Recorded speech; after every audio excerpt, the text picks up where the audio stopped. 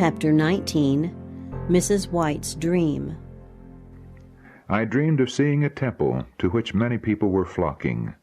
Only those who took refuge in that temple would be saved when time should close. All who remained outside would be forever lost. The multitudes without, who were going their various ways, were deriding and ridiculing those who were entering the temple, and told them that this plan of safety was a cunning deception, that, in fact, there was no danger whatever to avoid. They even laid hold of some to prevent them from hastening within the walls. Fearing to be laughed at and ridiculed, I thought best to wait until the multitude were dispersed, or until I could enter unobserved by them. But the numbers increased instead of diminishing, and fearful of being too late, I hastily left my home and pressed through the crowd. In my anxiety to reach the temple, I did not notice or care for the throng that surrounded me. On entering the building, I saw that the vast temple was supported by one immense pillar, and to this was tied a lamb, all mangled and bleeding. We who were present seemed to know that this lamb had been torn and bruised on our account. All who entered the temple must come before it and confess their sins. Just before the lamb were elevated seats, upon which sat a company of people looking very happy. The light of heaven seemed to shine upon their faces, and they praised God and sang songs of glad thanksgiving that seemed to be like the music of angels. These were they who had come before the Lamb, confessed their sins, been pardoned, and were now waiting in glad expectation of some joyful event. Even after having entered the building, a fear came over me, and a sense of shame that I must humiliate myself before these people. But I seemed compelled to move forward, and was slowly making my way around the pillar in order to face the Lamb, when a trumpet sounded. The temple shook. Shouts of triumph arose from the assembled saints. An awful brightness illuminated the building. Then all was intense darkness.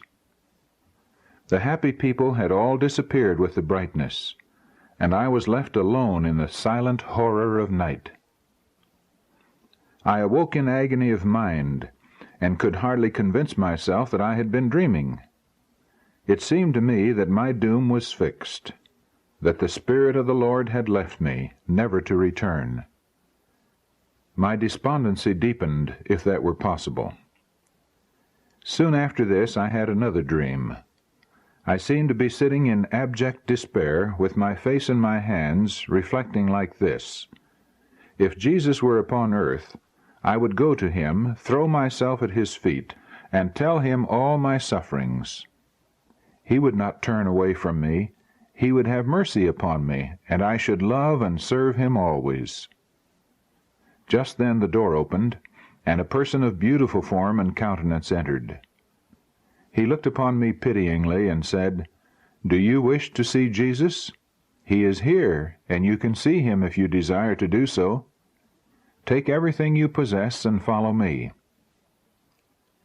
I heard this with unspeakable joy, and gladly gathered up all my little possessions, every treasured trinket, and followed my guide. He led me to a steep and apparently frail stairway. As I commenced to ascend the steps, he cautioned me to keep my eyes fixed upward, lest I should grow dizzy and fall. Many others who were climbing up the steep ascent fell before gaining the top.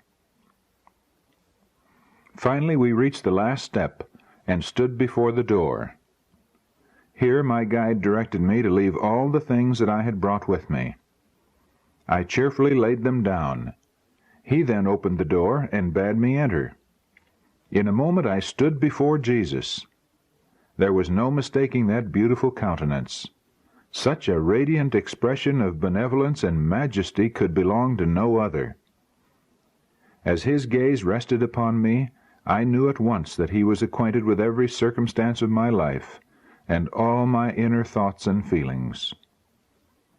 I tried to shield myself from his gaze, feeling unable to endure his searching eyes, but he drew near with a smile, and laying his hand upon my head, said, "Fear not." The sound of his sweet voice thrilled my heart with a happiness it had never before experienced. I was too joyful to utter a word, but overcome with ineffable happiness, sank prostrate at his feet. While I was lying helpless there, scenes of beauty and glory passed before me, and I seemed to have reached the safety and peace of heaven. At length my strength returned, and I arose. The loving eyes of Jesus were still upon me, and his smile filled my soul with gladness. His presence filled me with holy reverence and an inexpressible love. My guide now opened the door, and we both passed out. He bade me take up again all the things I had left without. This done, he handed me a green cord coiled up closely. This he directed me to place next my heart, and when I wished to see Jesus, take from my bosom and stretch it to the utmost. He cautioned me not to let it remain coiled for any length of time, lest it should become knotted and difficult to straighten. I placed the cord near my heart and joyfully descended the narrow stairs, praising the Lord and joyfully telling all whom I met where they could find Jesus. This dream gave me hope. The green cord represented faith to my mind, and the beauty and simplicity of trusting in God began to dawn upon my benighted soul.